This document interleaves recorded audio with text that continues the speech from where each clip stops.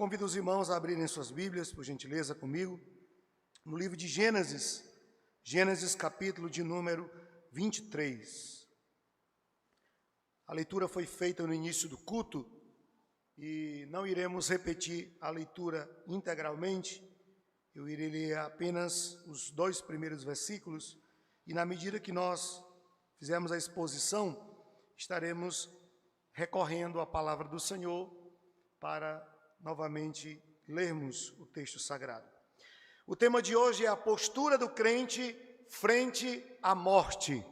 Gênesis 23, 1 e 2 diz: Tendo Sara vivido 127 anos, morreu em Quiriate Arba, que é Hebrom, na terra de Canaã.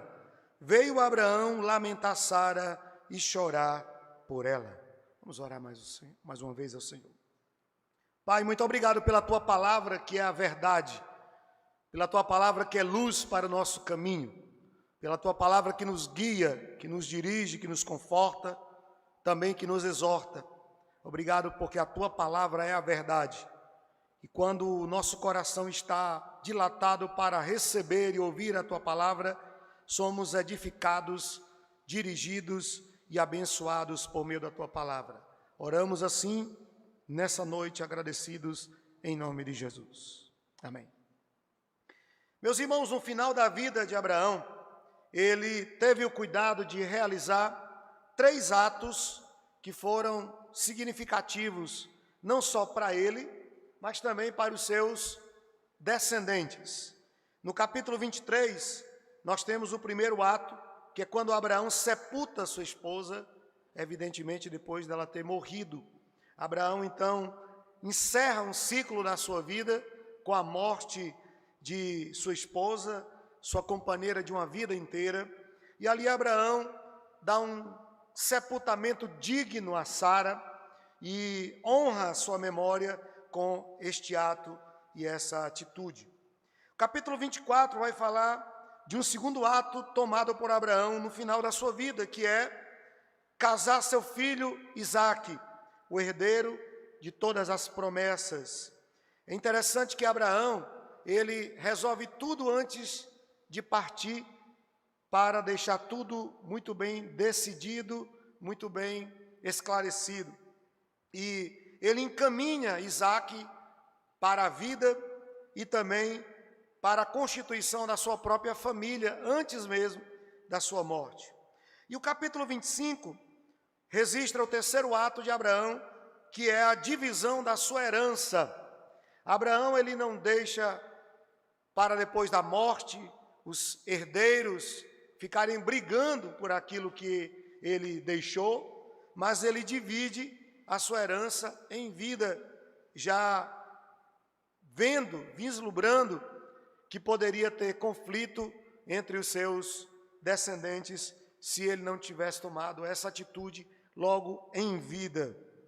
E o capítulo de hoje, ele nos remete a uma verdade que não podemos fugir dela. O capítulo de hoje nos leva a pelo menos 3 reflexões. E a primeira delas é que a morte é uma realidade inevitável. E o capítulo 23, ele vai tratar sobre a morte de uma das mulheres mais importantes das Escrituras, da Palavra de Deus. Vai tratar da morte de Sara. E nós temos aqui com esse acontecimento bíblico algumas verdades que precisam ser aprendidas por nós. E a primeira delas é exatamente essa, que a morte é uma realidade para todos nós. A morte, irmãos, é uma das poucas certezas que nós temos na vida. Você não pode garantir quase nada nessa vida. E diante de um mundo que está em constante mutação, não podemos dar certeza de nada, nem mesmo do amanhã. Mas a morte é uma certeza para todos os seres humanos. Isso porque em Romanos capítulo 3, verso 23, o apóstolo Paulo diz que todos pecaram. E no capítulo 6 de Romanos, verso 23, Paulo afirma que o salário do pecado é a morte. Se você pega esses 2 textos e coloca um do lado do outro, você vai chegar a uma conclusão muito óbvia, que todos irão morrer. Se todos pecam, e se o salário do pecado é a morte, então a morte é uma certeza para todos nós, para todos os seres humanos. A morte, além de uma certeza, ela também representa um enigma para o ser humano. Quantos filmes já foram produzidos com esse tema? E alguns deles se propõem a responder o que acontece após a morte. Do outro lado do portal, quando a pessoa não está mais aqui, já num plano espiritual, para onde a alma vai? O que acontece com aquele que morre? Nós temos músicas que falam sobre esse tema.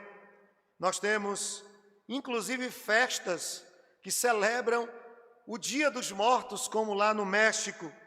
Para os gregos, a morte representava o fim de tudo, porque eles não acreditavam numa vida pós-túmulo. Eles acreditavam que a morte anulava, aniquilava tudo, inclusive a existência da alma.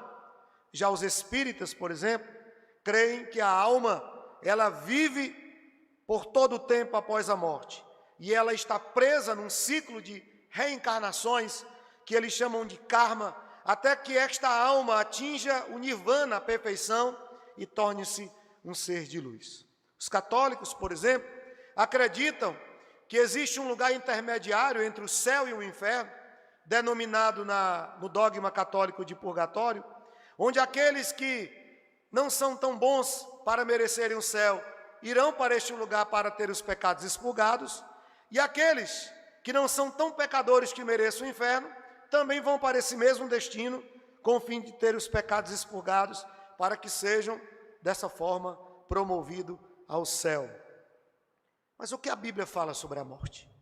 Já que é uma realidade para todos nós, e mesmo que não pensemos tanto nisso, ou você passa o dia pensando na morte, alguém que passa o dia pensando na morte está com um problema emocional, porque nós estamos vivos e a Bíblia diz que temos que pensar nos vivos. Você tem que pensar em você, não desmerecendo a memória de quem morreu. Mas o que acontece depois da morte? O que a Bíblia fala sobre isso? A Bíblia fala que existem pelo menos 3 tipos de morte. Em Tiago, capítulo de número 2, verso 26, Tiago fala da morte física, que nada mais é do que a separação da matéria e do espiritual. Os dicotomistas, no caso eu, cremos que o ser humano é formado de 2 partes, uma parte material e uma parte imaterial. Essa parte material é formada pelo corpo, tabernáculo do espírito. Quando você morre, o seu corpo vai para o pó, vai para a terra, vai para o túmulo. Mas o seu espírito, e às vezes a Bíblia chama de alma, o uso aí do termo é de forma intercambiável, mostrando que não há uma divisão, uma diferença entre alma e espírito. Mas quando você morre, a sua alma vai para um plano espiritual. E há essa separação entre o material e o imaterial. Daí denomina-se o termo morte, que no grego é thanatos, que quer dizer separar, destituir. Então nós temos na Bíblia a morte física, que é uma realidade para todos nós por causa do pecado. Temos uma segunda morte, que é a morte espiritual. Essa é a morte que Paulo fala, por exemplo, em Efésios capítulo 2. Paulo diz lá que nós estávamos mortos em nossos delitos e pecados, e Cristo nos deu vida, e ressuscitamos juntamente com Cristo para a vida eterna. Paulo reitera no verso 8 do capítulo 2, dizendo que somos salvos pela graça, por meio da fé, e não é obras, e não é por meio de obras, mas é por meio do dom de Deus, da graça de Deus. Essa morte em que estávamos nela é a separação da comunhão com Deus. Possa ser que alguém esteja vivo biologicamente falando, mas espiritualmente para Deus está morto, porque essa pessoa que vive no pecado não pode ter comunhão com Deus.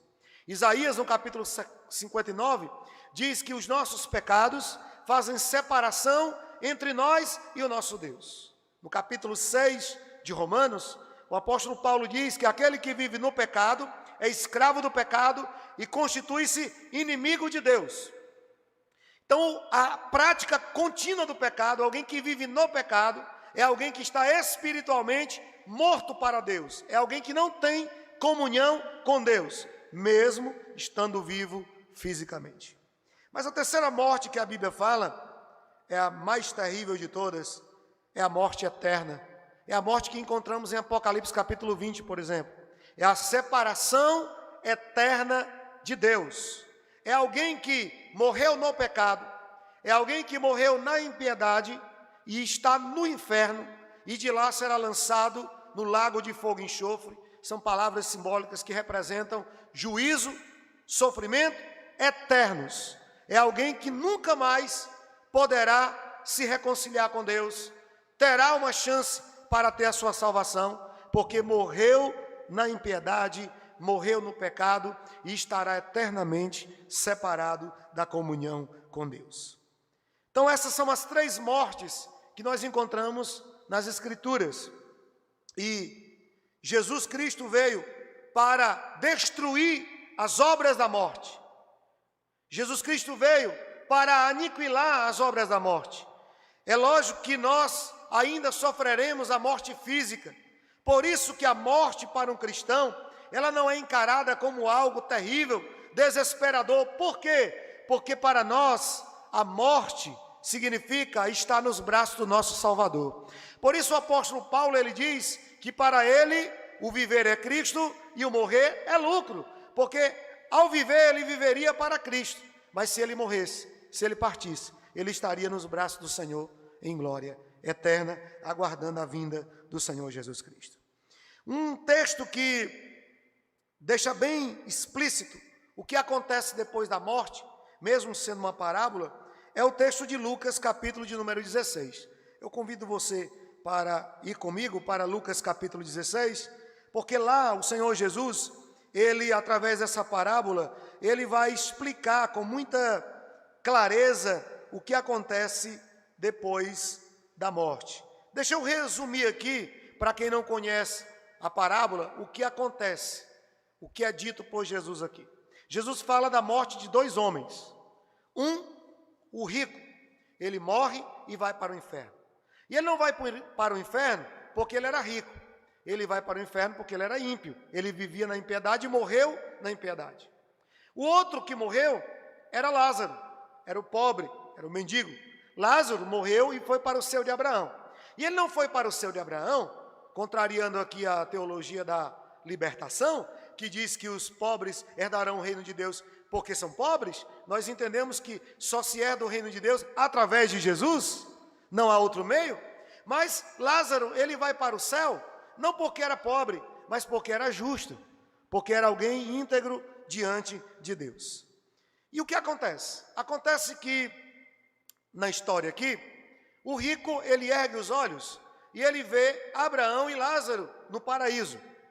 E ele pede para que Abraão permita que Lázaro venha até onde ele está, para lhe trazer algum alívio e refrigério, porque ele estava em tormento, ele estava em chamas.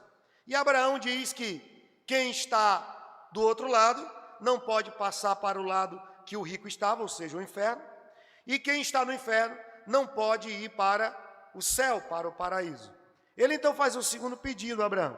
Ele pede que Abraão permita que Lázaro volte dos mortos e vá pregar aos seus irmãos, ele tinha 5 irmãos, para que eles não possam ir para aquele lugar de tormento em que ele estava. E Abraão responde àquele homem dizendo que eles têm Moisés e os profetas que ouçam. Essa parábola ela é muito preciosa, porque ela põe por terra algumas teses de algumas religiões, algumas seitas, sobre a alma no pós-morte. E a primeira verdade que sobressai aqui no texto, do capítulo 16, é que a morte física não é a extinção da alma. O verso 23, ele vai fundamentar essa verdade. No inferno, estando em tormentos, levantou os olhos e viu ao longe Abraão e Lázaro no seu seio. Ou seja, o rico, ele não deixou de existir indo para o inferno. ele continuou vivendo, agora vivendo em tormento, lá no inferno, sendo atormentado pelos seus pecados e pela iniquidade que ele havia cometido lá. Essa ideia de que lá no inferno existem demônios com tridentes para espetar as pessoas, as almas impenitentes, é uma ideia que não tem fundamento bíblico. Na verdade, é uma ideia da cultura e mitologia grega. Eram os gregos que pregavam e ensinavam isso. A Bíblia não diz que os demônios estão lá para atormentar, eles estão lá sendo atormentados. Até porque o inferno não foi criado para o homem, mas foi criado para Satanás e seus anjos. O homem, porque peca e não quer reconhecer a Cristo, ele é que acaba indo para o inferno e fica lá em tormento. Mas o inferno foi criado para o diabo e seus anjos. Então os demônios que estão lá, eles também estão sendo atormentados. Os irmãos devem lembrar aquela história lá em Gadara, quando aquela legião de demônios faz um pedido a Jesus, que Jesus pode expulsá-los do rapaz, mas que não os mande para o abismo. É uma expressão bíblica para fazer uma referência ao inferno. Existem algumas palavras no grego para inferno: Tártaro, Geena, Sheol e Hades. Todas essas palavras no grego representam o inferno, o mundo dos mortos, o lugar de tormento. Percebam, os irmãos, que nem os demônios querem ir para o inferno, porque o inferno é inclusive um lugar de juízo para eles. Então o rico, ele não deixou de existir depois de morto, como Lázaro também continuou vivendo, agora em gozo eterno, ao lado do Senhor, juntamente com Abraão. O verso 24 traz outra afirmação preciosa, é que a alma, ela não fica inconsciente no pós-morte. Essa teoria do sono da alma, que a alma fica inconsciente até que a pessoa ressuscite com Cristo, é inclusive uma teoria pregada por uma seita cristã, mas ela não tem fundamento bíblico, e o texto deixa isso muito evidente, porque tanto Lázaro como o rico tinham consciência de onde estavam e do que estava acontecendo, e Abraão também, que é citado aqui na parábola, ele tinha total consciência do que estava acontecendo, inclusive para falar e dizer o que poderia e o que não poderia acontecer.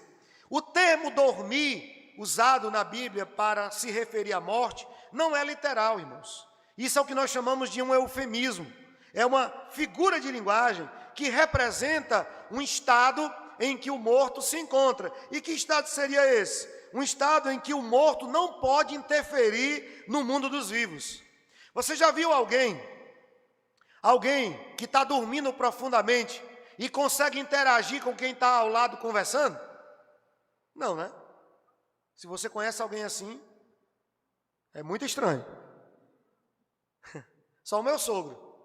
Meu sogro, quando eu namorava com a Rochelle, a gente começava a conversar e citava o nome dele, e às vezes ele estava com aquela orquestra dele, né, sinfônica, roncando, e ele dizia: vocês disseram o meu nome, e repetiu o que a gente falava, e a gente ficava todo arrupiado, pensando que era um espírito que estava ali, porque era muito estranho. Até hoje eu suspeito que ele não estava dormindo, estava só fingindo para poder ouvir o que a gente dizia, né? Mas quando alguém está dormindo profundamente, essa pessoa, ela não consegue interagir com quem está acordado, ela não consegue participar de uma conversa, por exemplo, ela não consegue impedir alguma coisa que está acontecendo porque ela está dormindo. Então, quando a Bíblia fala que alguém, quando morre, é como se estivesse dormindo, ela não está falando que a pessoa está inconsciente, ela fala nesse aspecto de que os mortos não podem interferir na vida dos vivos, não pode. E não é incomum eu ouvir crentes me procurar para fazer perguntas tais como: pastor, eu vi o meu avô. E ainda quer justificar dizendo e ele era crente, era um servo do Senhor. E eu digo com toda certeza do mundo: não era o seu avô, meu querido. Era um demônio que assumiu a forma dele.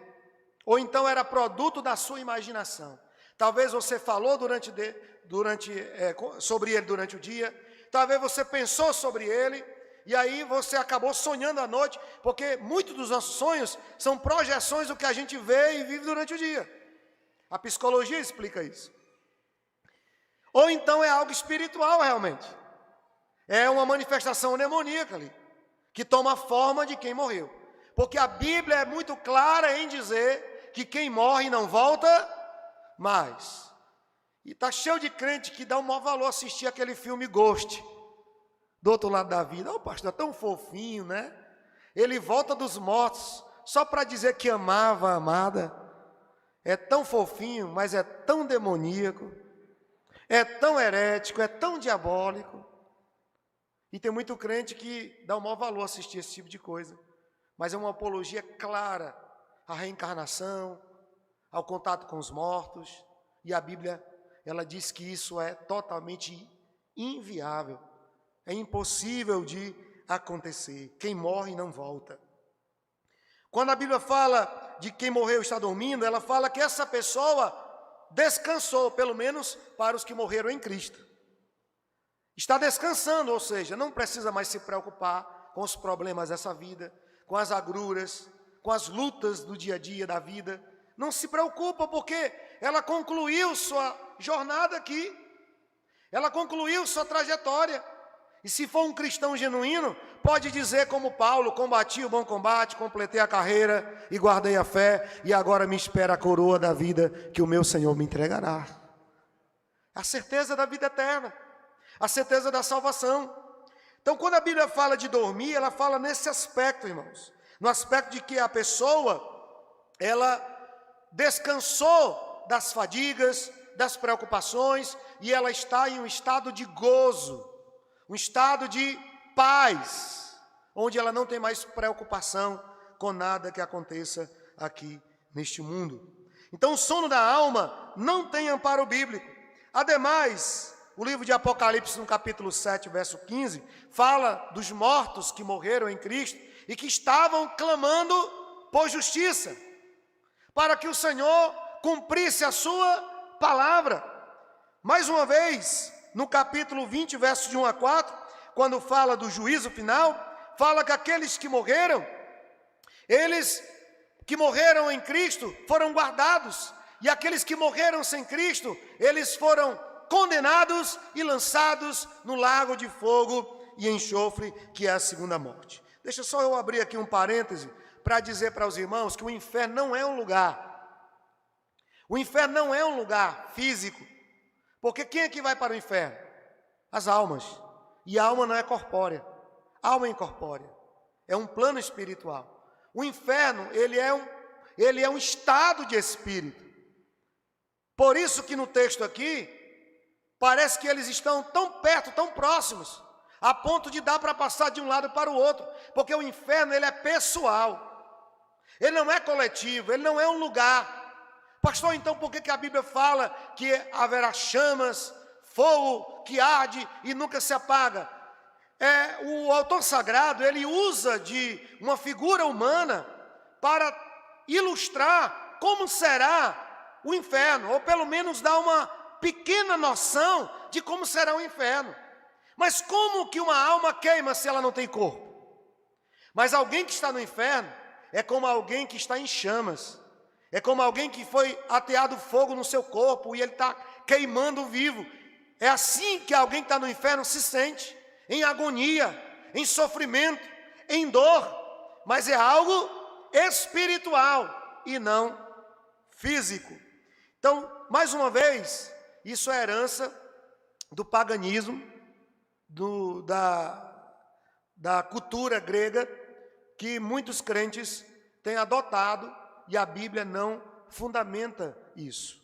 O autor sagrado vai usar vários elementos físicos e humanos para tentar descrever uma realidade espiritual. E isso é o que nós chamamos na teologia de antropomorfismo. Atribuir a Deus ou a algo espiritual formas humanas. Porque não dá para descrever Deus, por exemplo. Então, quando o autor sagrado diz que a mão do Senhor estava sobre mim, ele está falando de cuidado, proteção ou de punição, dependendo do contexto do texto. Quando diz que os olhos do Senhor estão sobre toda a terra, não é que Deus tem dois olhos, como nós, mas diz que Deus sabe de todas as coisas, que Deus conhece todas as coisas. Então são figuras de linguagem que se propõem a descrever realidades espirituais. Uma outra verdade que o texto nos apresenta é que a morte é uma viagem só de ida. Verso de número 27. Então replicou: Pai, eu te imploro que eu mandes a minha casa paterna, porque tenho 5 irmãos, para que lhe dês testemunho, a fim de não virem também para este lugar de tormento. Respondeu Abraão: eles têm Moisés e os profetas, ouçam-nos. Mas ele insistiu: não, pai Abraão, se alguém dentre os mortos for ter com eles, arrepender-se-ão. Abraão, porém, lhe respondeu: se não ouvem a Moisés e aos profetas, tampouco se deixarão persuadir, ainda que ressuscite alguém dentre os mortos. O autor sagrado aqui vai descrever as palavras de Jesus, e Jesus vai usar aqui o nome de Moisés. Mas como poderia ser Moisés pregando, se Moisés havia morrido há milhares de anos? Não é Moisés aqui a pessoa de Moisés, mas é o que Moisés representa. Quando Jesus cita que quem está vivo aqui tem Moisés e os profetas, ele está falando que hoje nós temos o quê? A lei de Deus e os mensageiros da sua palavra. Moisés aqui no texto representa a lei, representa a palavra de Deus. E os profetas representam os mensageiros de Deus, aqueles que anunciam a palavra. Um dos termos para profeta na Bíblia é querigma, aquele que proclama, aquele que anuncia. Então é isso que Jesus está querendo dizer. Eles têm a minha palavra lá, eles têm a minha lei. E eles têm aqueles que anunciam, que ouçam e que se arrependam para não vir para este mesmo lugar. O que Jesus está dizendo aqui a esta alma do rico é que quem morre não volta mais. Quem morre não volta, a não ser que ressuscite. Que alguém ore, como aconteceu na Bíblia em alguns casos, de alguém fazer um milagre de tornar a pessoa à vida. Mas quem morre e não ressuscita, não pode mais voltar. A sua alma não volta nunca mais. Esse texto também, juntamente com outros, ele dá base para rejeitar a doutrina ou o dogma do purgatório. O dogma do purgatório, ele começou a ser ensinado na igreja a partir da Idade Média. E ele se torna um artigo de fé a partir do Concílio de Trento, em 1546, como uma arma da Contra-Reforma para conter o avanço dos protestantes ali na Europa. Mas o purgatório não tem base bíblica. Esse lugar intermediário entre o céu e o inferno, onde as almas vão para serem expurgadas e os familiares vivos devem rezar missa, devem acender vela, devem dar esmolas em intenção daquela alma que está no purgatório para que ela saia. Inclusive, existia um papa escandaloso que chegou a ensinar que cada moeda que batia no gasofilácio e cada batida até chegar no fundo era 1000 pecados que era expurgado daquela alma que estava no purgatório.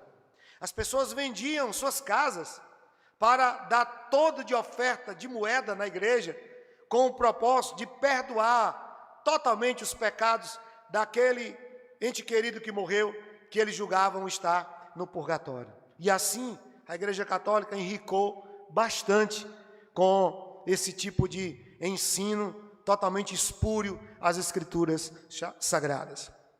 A Bíblia é enfática em ensinar que não existe esse lugar intermediário entre o céu e o inferno.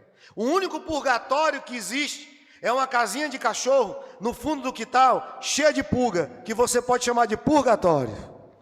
É o único purgatório que existe. Mas, num plano espiritual, não existe esse lugar. A palavra do Senhor, em Daniel capítulo 12, verso 2, por exemplo, diz que os que dormem vão para o pó da terra, e há alguns que morreram irão ressuscitar para a vida eterna, e outros para a morte e vergonha eterna.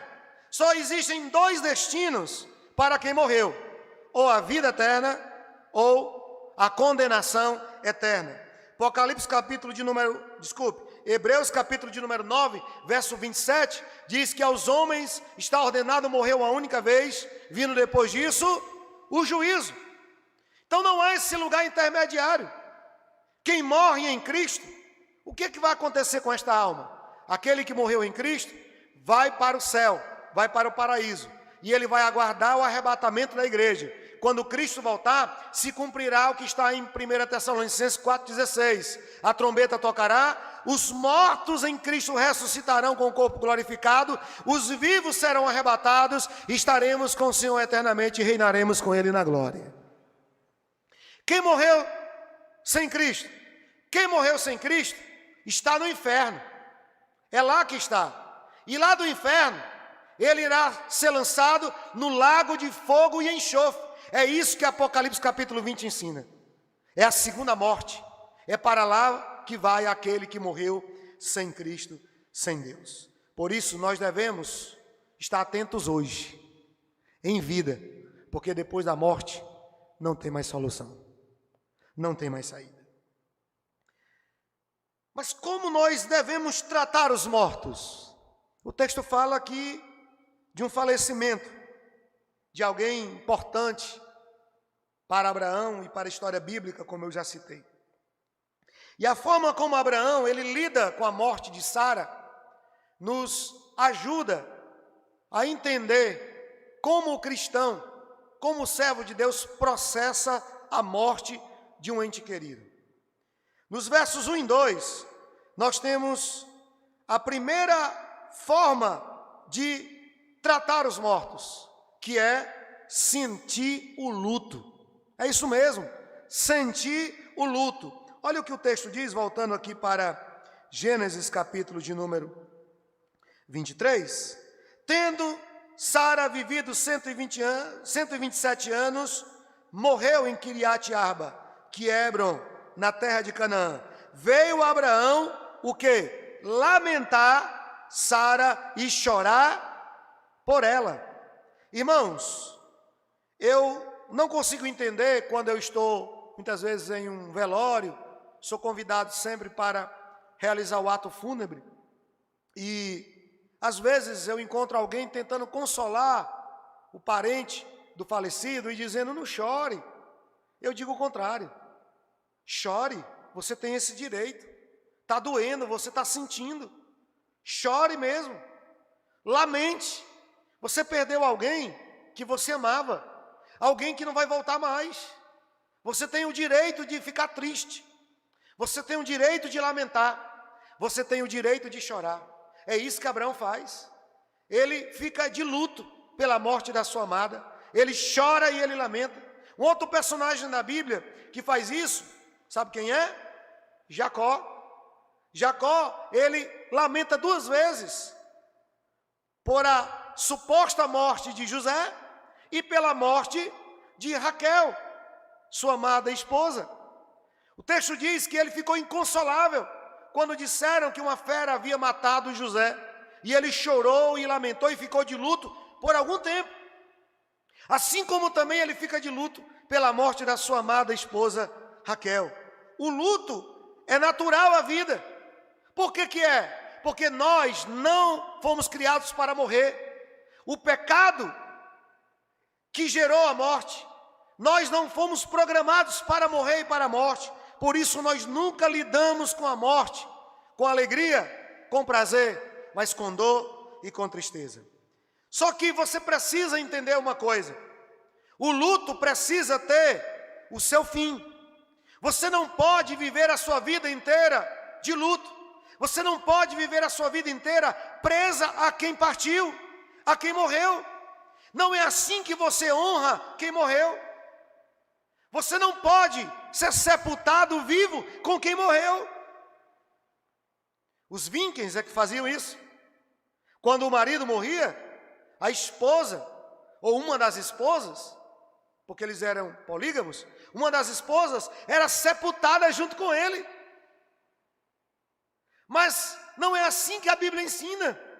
Você deve sentir luto, deve lamentar, mas você precisa parar de ficar triste por isso e dar continuidade à sua vida, porque você está vivo, você está viva. E a morte do filho de Davi com Batseba é uma grande lição para nós a esse respeito. Você lembra do que aconteceu? A criança nasceu doente. E por vários dias, Davi orou, jejuou, chorou e clamou a Deus para que o Senhor curasse a criança. E o que acontece? A criança morreu. Deus não quis curar a criança. Nem sempre Deus nos responde como nós queremos. E Deus não quis curar a criança. Os mensageiros, então, os eunucos, vão até a câmara onde Davi estava e diz: olha, a criança morreu. A criança morreu.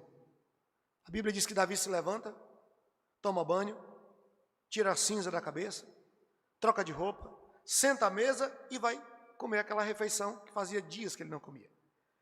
E os eunucos ficaram se questionando: por que Davi tomou aquela atitude? A criança tinha morrido.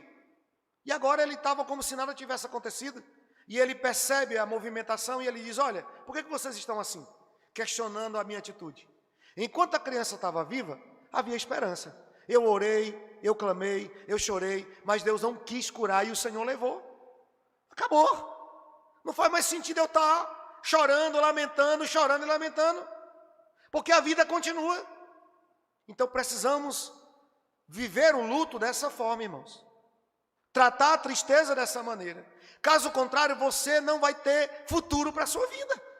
Você vai estar preso a alguém que não está mais aqui. E aos olhos de Deus, você está livre, você tem o direito. As irmãs não vão gostar do que eu vou dizer agora. Mas se morre um cônjuge, não é obrigado a ser as irmãs, né? Pode ser também os maridos. Se morre um cônjuge, tem cônjuge, eu já ouvi cônjuge dizer assim, ó: se eu morrer, se você casar de novo, eu volto para lhe atormentar. A criatura já atormenta em vida, que atormentar depois de morta. Senhor, tem misericórdia dessa alma casada com essa criatura. Que bom que nós somos crentes, não acreditamos que quem morre volta. Mas morreu, pronto. Você, ao retomar sua vida, você não vai estar desonrando a memória e nem traindo ninguém, porque você está viva, está vivo. Você tem o direito, à luz da Bíblia, de prosseguir e dar continuidade à sua vida. Abraão, ele segue a vida. E o capítulo 25 mostra isso. Abraão, ele casa o filho e depois ele mesmo se casa. Depois da morte de Sara, algum tempo depois, ele se casa com Quetura. E ele ainda tem 6 filhos com Quetura. Quando Sara morreu, Abraão tinha 137 anos. Mas ele era cheio de vigor, pelo jeito, né? E ele casa-se novamente, constitui uma nova família. E a vida continua. Segunda forma de tratar os mortos: tenha esperança. Olha o que diz os versos de 4 a 9. Sou estrangeiro e morador entre vós. Dai-me a posse de sepultura convosco, para que eu sepulte a minha morta. Responderam os filhos de Et a Abraão, dizendo: ouve-nos, Senhor, tu és príncipe de Deus entre nós. Sepulta numa de nossas melhores sepulturas a tua morta. Nenhum de nós te vedará a sua sepultura, para sepultares a tua morta. Então se levantou Abraão e se inclinou diante do povo da terra, diante dos filhos de Et. E lhes falou, dizendo: se é do vosso agrado que eu sepulte a minha morta, ouvi-me e intercedei por mim junto a Efron, filho de Zoar, para que ele me dê a caverna de Macpela, que tem no extremo do seu campo, que me dê pelo devido preço em posse de sepultura entre vós. Pastor, o que é que isso tem a ver com esperança? Abraão estava aqui negociando um terreno para fazer o sepulcro de Sara. O que tem a ver com esperança? Tudo. Abraão teve o cuidado, primeiro, de dar um lugar digno para enterrar Sara. Por quê? Porque ele morreu também na esperança de que quando o Messias voltasse, todos os justos ressuscitariam para a vida eterna. Então ele teve esse cuidado de sepultá-la dignamente, que ela tivesse um lugar, que o corpo dela repousasse, porque quando o Salvador, o Messias voltasse, e ele voltará, todos os mortos ressuscitarão glorificados. E Abraão, ele tinha essa esperança de que a morte não era o fim. Se Abraão não acreditasse na vida após a morte, ele teria sepultado Sara em qualquer lugar, teria descartado o corpo em qualquer lugar, como tem gente que diz assim, quando eu morrer pode me sepultar em qualquer lugar, pode me enterrar até no quintal da casa, porque já morri mesmo. Não é assim. A morte não é o fim. Ela não termina tudo, não aniquila a alma. Depois da morte, nós estaremos nos braços do Salvador e um dia ressuscitaremos para a vida eterna. Abraão mostra que tem esperança, porque ele tem o cuidado de sepultar Sara na terra de Canaã. Ele poderia ter sepultado Sara em qualquer outro lugar, mas ele quis sepultar na terra de Canaã, porque ele tinha a esperança de que um dia aquela terra toda seria dos seus descendentes e dos seus herdeiros. A nossa esperança, irmãos, ela repousa em Cristo, porque quando a vida humana passar e terminar, nós viveremos eternamente nos braços do Senhor. A morte não é o fim, a morte não é o término da existência. Nós viveremos e existiremos eternamente com o Senhor. Terceira forma de lidar com os mortos: honre quem morreu. Isso está exposto dos versos 14 a 16. Respondeu-lhe Efrom: meu senhor, ouve-me. Um terreno que vale 400 ciclos de prata, que é isso entre mim e ti? Sepulta ali a tua morte. Tendo Abraão ouvido isto a Efrom, pesou-lhe a prata de que este lhe falara diante dos filhos de Et, 400 ciclos de prata, moeda corrente entre os mercadores. Assim o campo de Efrom, que estava em Maquipela, fronteira a Manre, o campo, a caverna e todo o arvoredo que nele havia, e todo o limite ao redor, se confirmaram por posse a Abraão, na presença dos filhos de Et, de todos os que entraram pela porta da sua cidade. Você precisa honrar quem morreu. E Abraão mostra isso, em primeiro lugar, dando um enterro digno a Sara. Isso fica muito claro aqui pelo preço que Abraão pagou desse terreno. Centenas de anos depois, Jeremias, ele compra um terreno com as mesmas características que Abraão comprou aqui, sabe com quanto? 17 ciclos de prata.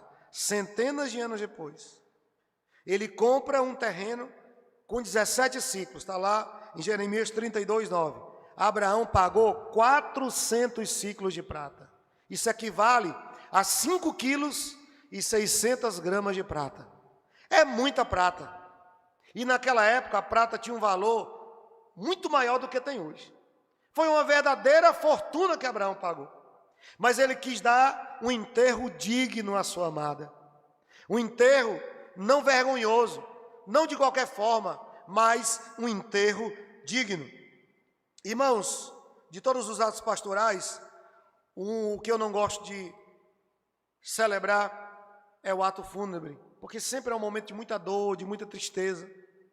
Mas eu já vi sepultamentos de crente tão cheio da presença de Deus, que parece que estava sendo celebrada a vida e não a morte. Porque na verdade não é a morte. Porque aquela pessoa que partiu, ela está com o Senhor. Ela está com o Senhor. Quando um crente morre, a Bíblia diz que há júbilo no céu, porque mais um filho chega à casa do Pai. Quando eu vejo alguém desesperado, e eu já vi todo tipo de cena em sepultamento, desde um familiar dar vexame, querer cair em cima do caixão, e eu ainda olho para o coveiro assim, joga a terra em cima, deixa ele cair. Porque eu não consigo Eu não consigo respeitar esse tipo de atitude. Alguém que age assim é alguém que tinha algo mal resolvido com quem morreu. Está cheio de remorso, cheio de tristeza, porque não disse o que deveria ter dito enquanto estava vivo, não fez o que deveria ter feito enquanto estava vivo, e agora sabe que não tem mais jeito. Não dá mais para fazer nem dizer. Então diga enquanto você está vivo. Resolva, perdoe, manifeste afeto enquanto você está vivo. Porque depois que morrer, não dá mais. Não tem mais como receber e ouvir. Mas já um sepultamento de crente é um momento de paz. É um momento de serenidade. Porque nada está perdido. Pelo contrário, o céu ganhou mais um cidadão para aguardar a vinda do Senhor na glória. Como honramos os mortos? Honramos os mortos sepultando segundo o modelo bíblico. Pastor, qual é o modelo bíblico? Sepultando. Hoje é muito comum cremar, mas não é bíblico isso. Não estou dizendo que é pecado. Estou dizendo que o modelo bíblico é sepultar. Porque há todo um contexto bíblico e uma representação no sepultamento. Como a Bíblia diz, do pó vim, ao pó voltarei. Então não há base bíblica para cremar ninguém. Como honramos os mortos? Honramos os mortos lembrando deles com respeito. Procure lembrar dos melhores momentos, das melhores situações. Procure esquecer a mágoa, a tristeza, a raiva. Libere o seu coração disso, porque isso vai te atormentar por toda a vida e vai tirar a alegria da sua vida. Honramos os mortos, em terceiro lugar, não manchando a memória deles. Tem gente que acusa quem morreu, o diabo, para se livrar de uma acusação. Isso é tão comum, principalmente nos circuitos ali em Brasília, de acusar alguém que morreu, que não pode mais se defender. Então honre os mortos, não manchando a memória deles.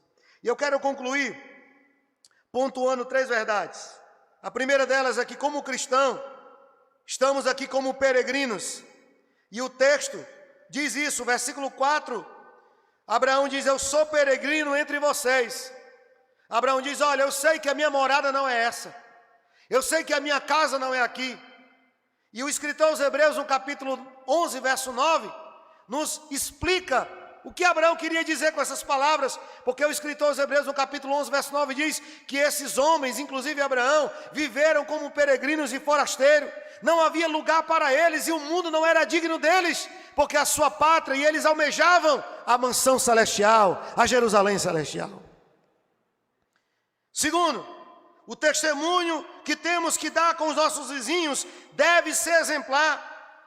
Os vizinhos de Abraão dizem que ele era um homem de Deus. O verso 6 diz isso. Eles dizem, tu és príncipe de Deus entre nós. Então Abraão era um homem que dava testemunho da sua fé. Era um homem que servia a Deus não de palavras, mas com sua atitude. E aqueles homens que moravam em sua volta, que não serviam ao mesmo Deus que ele, que não conheciam o Deus de Abraão, reconheciam que Abraão era um homem de Deus, por causa da sua conduta e do seu testemunho. Terceiro, como cristãos, devemos honrar a Deus em todos os nossos negócios. O verso 16 mostra isso. Perceba que Efron quis dar o terreno para Abraão, mas ele não quis aceitar o terreno por doação. Ele pagou o preço, para que talvez depois ninguém quisesse reaver. Talvez um parente de Efron ou outra pessoa dissesse, olha, ele foi enterrado aqui, a mulher dele, mas ele nem pagou pela terra. Está enterrado aqui de forma clandestina. Abraão, ele tinha negócios direito. Ele pagou o que foi pedido, para ele ter a posse da terra. Isso mostra que também como cristão, nós devemos honrar os nossos compromissos, irmãos. Quantos crentes aí, que tem o nome sujo, que faz negócios e não honra, que promete e não cumpre, e você não está desonrando só a você, você está desonrando o Evangelho de Cristo Jesus. Que possamos aprender com essa história, que possamos ser edificados através de tudo que foi dito nessa noite. Quem recebe essa palavra? Bendito seja o nome do Senhor Jesus.